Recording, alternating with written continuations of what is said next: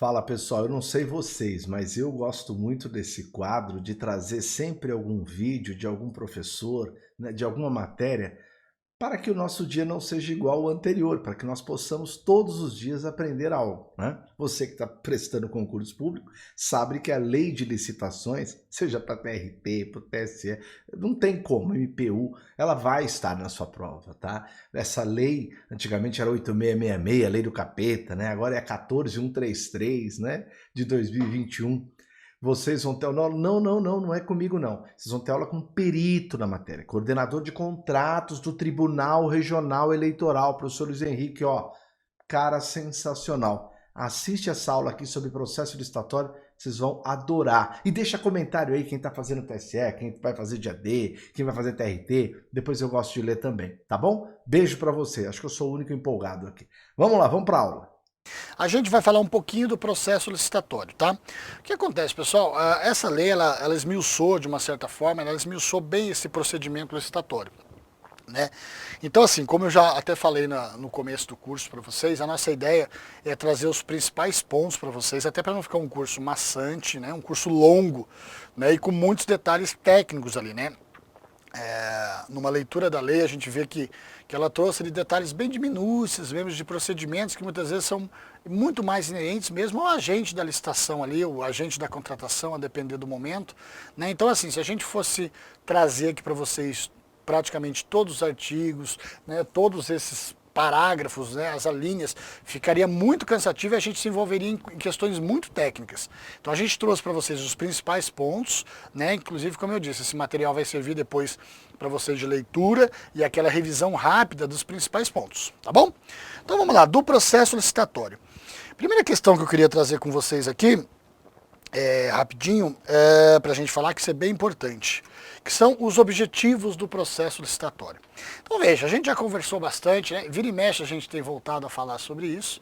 Então o que a administração pública, o que ela objetiva quando ela faz uma licitação? Né? Então quer dizer, o que ela busca, o que ela procura? Isso aqui é muito importante, porque a gente entendendo, né, como a gente já vem desde o começo do curso, entendendo essas questões principiológicas, a gente avança muito. Porque muitas vezes, em questão de prova, isso serve para qualquer área do direito. Às vezes a gente até não sabe a resposta ali, a gente não consegue. Mas às vezes, muitas vezes, por um raciocínio jurídico, a gente chega a uma resposta. Podemos acertar ou errar, mas às vezes, muitas vezes a gente consegue chegar. Então é importante a gente ter, por isso que eu trouxe desde o começo, né, toda uma estrutura, como é que funciona um procedimento de licitação dentro do órgão, para que a gente entenda. Porque muitas vezes, poxa, isso aqui eu não estudei muito essa parte, mas por raciocínio, por princípio, a gente consegue resolver.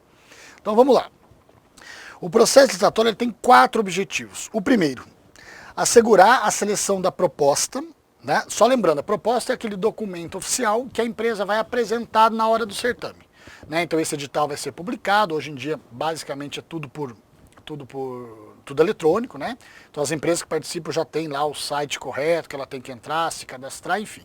Então foi publicado esse edital e aí foi marcado, né? Tem um prazo mínimo, a gente vai ver esse prazo entre a publicação do edital, né, e a licitação em si. Então ela vai ler o edital, vou participar, legal. Então ela vai ler esse edital e ela vai fazer uma proposta. A proposta é um documento oficial que a gente vai ver que vincula a empresa. Então, uma vez que ela fez essa proposta, se ela for declarada vencedora, ou mesmo que não, é uma proposta vinculante. Ela não pode depois dizer assim, eu não vou mais assinar o contrato, porque eu pensei melhor. Não dá.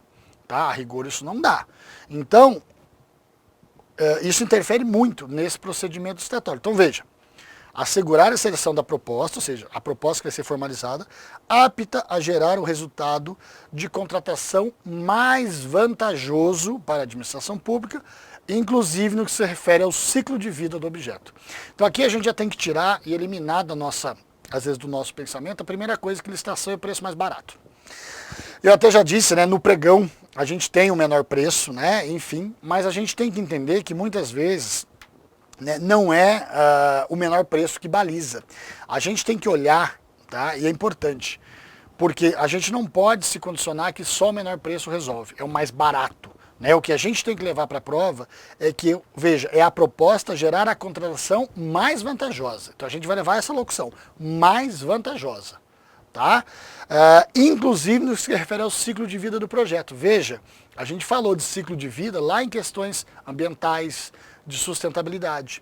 Então você tem uma proposta que às vezes pode até ser mais barato para determinado objeto, mas o ciclo de vida ela vai durar menos, por exemplo, né? O ciclo de vida envolve uma série de questões de definições técnicas, mas a rigor o que acontece? Poxa, eu vou comprar um produto que ele vai me durar menos só porque ele é mais barato? Será que vale a pena eu contratar essa empresa dessa forma?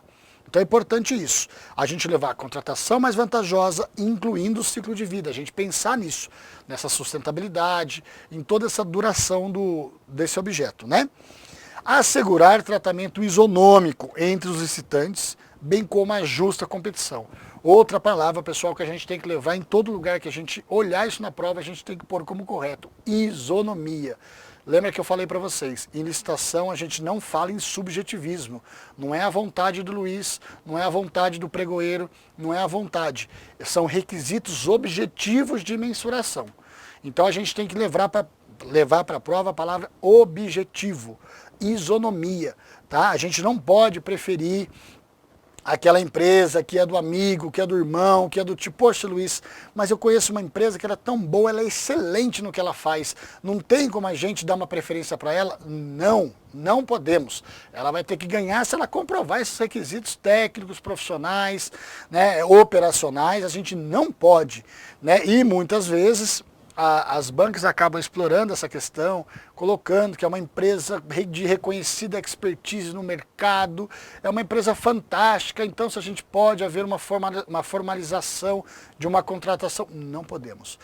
É um tratamento isonômico, competição justa, todo mundo em pé de igualdade, evidentemente ressalvadas as questões quando a lei faz alguma diferenciação, né? A gente vai ver também as questões, às vezes, de microempresa, empresa de pequeno porte, enfim.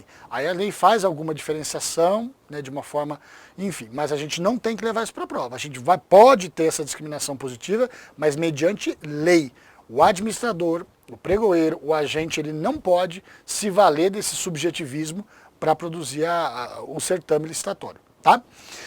Evitar contratações com sobrepreço ou com preços manifestamente inexequíveis e superfaturamento na execução do contrato.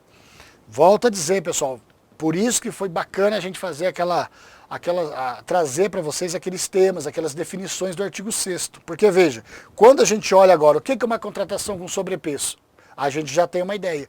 O que é uma contratação com superfaturamento? Então, sei a gente tem que voltar no slide, mas só para a gente ter uma ideia, vocês vão olhar isso com mais calma depois, o sobrepreço é aquela quando ela já sai com o valor estimado alto. Lembra quando a administração faz aquela primeira pesquisa para ela saber quanto ela acha que vale pagar naquilo?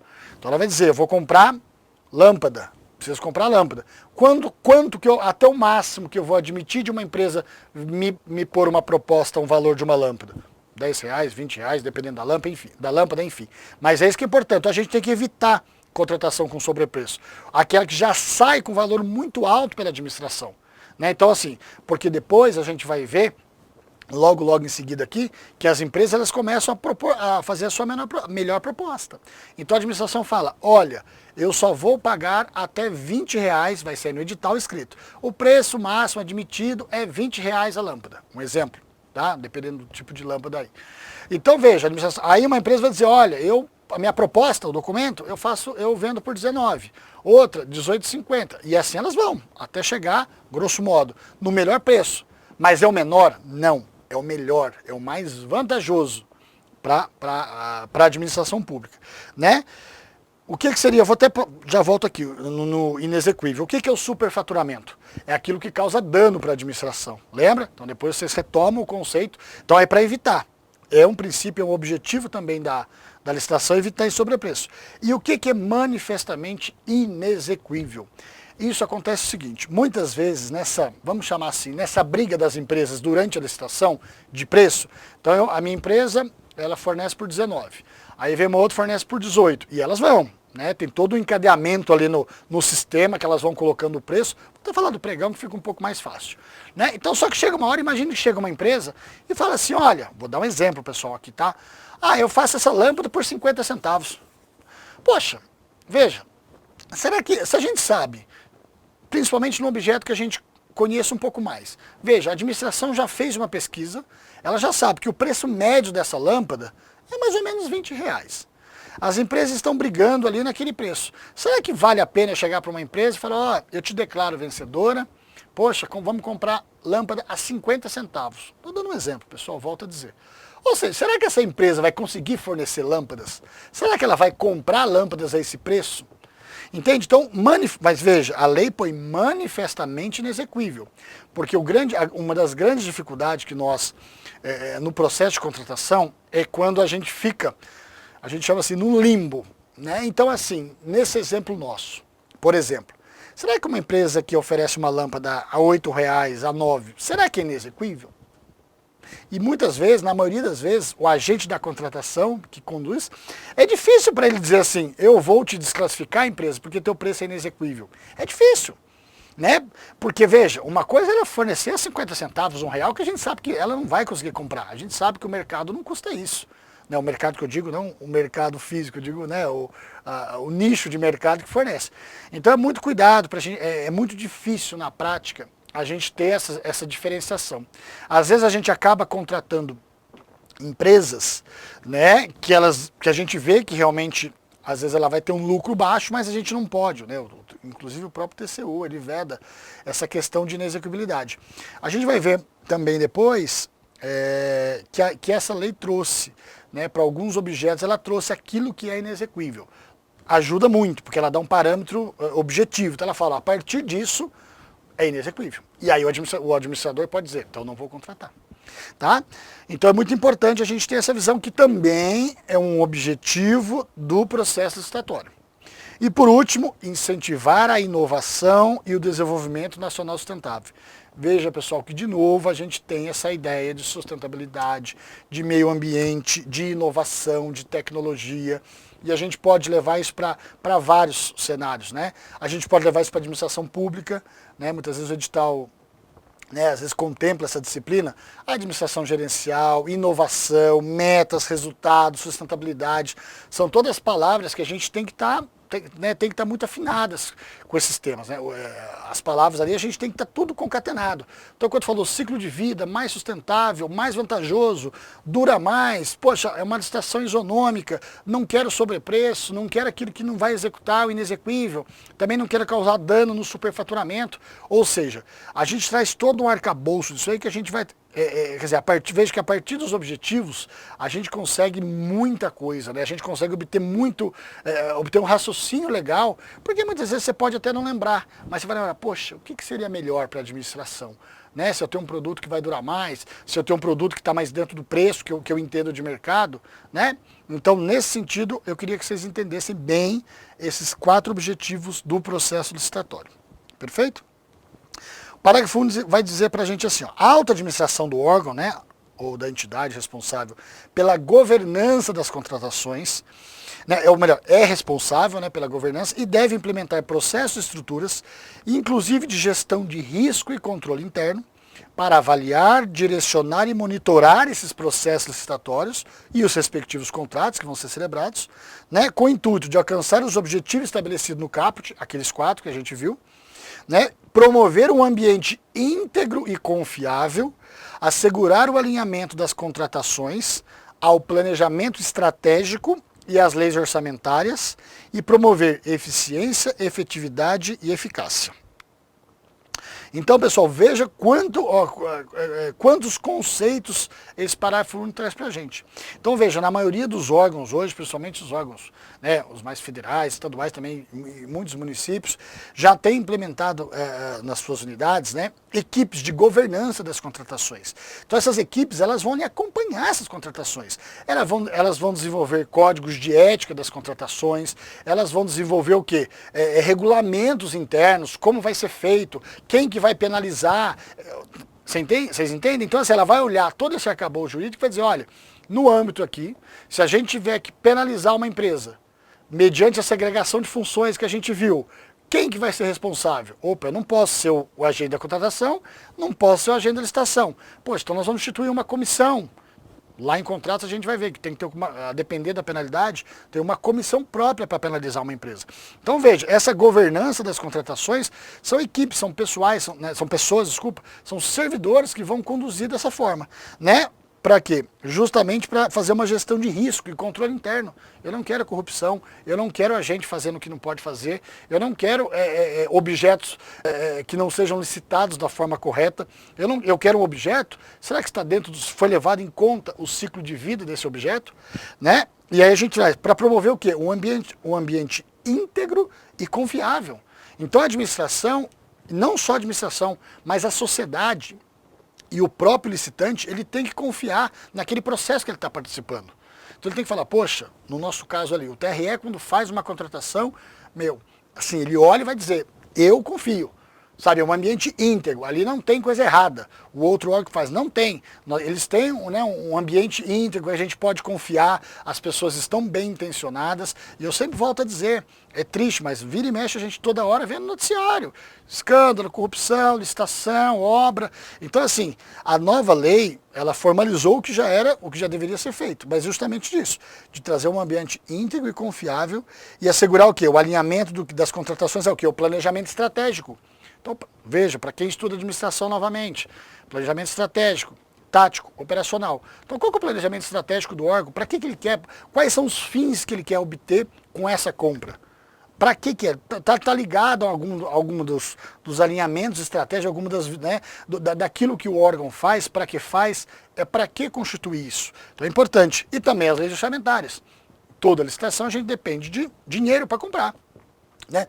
Então quando é aprovada lá a LOA, né, já é destinado um dinheiro a cada órgão, e aí vai ser para a contratação de fontes de custeio, vocês vão ver lá em AFO, por exemplo, Administração Financeira Orçamentária.